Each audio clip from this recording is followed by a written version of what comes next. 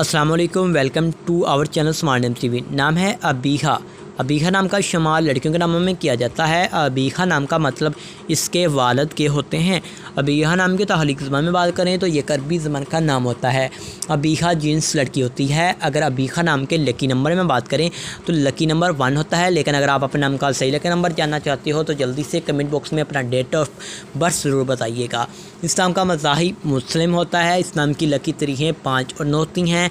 इस नाम का बेहतरीन वक्त 7 AM से लेकर 9 AM तक होता है। अबीहा नाम के लकी दिन जुम्मा और हफ्ता शामिल होता है।